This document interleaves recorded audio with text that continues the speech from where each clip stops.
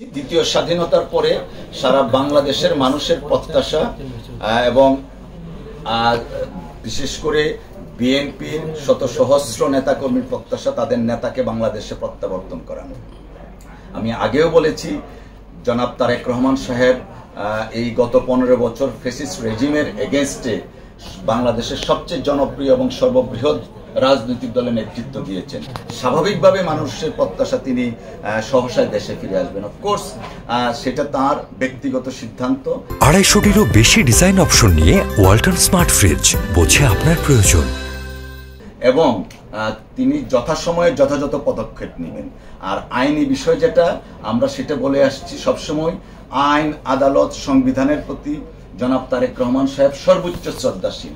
তিনি জানেন তার বিরুদ্ধে যে মামলাগুলো হয়েছে প্রত্যেকটা মামলায় রাজনৈতিক উদ্দেশ্য প্রণোদিত, মিথ্যা, বানোয়াট এবং ভিত্তিহীনভাবে রায় দেওয়া হয়েছে। তারপরেও তিনি আইনের প্রতি শ্রদ্ধাশীল এবং আইনি প্রক্রিয়া, আমাদের সিআরপিসি আইন আদালতের প্রক্রিয়ার মাধ্যমে সেই মামলাগুলোকে আমরা মোকাবেলা করব।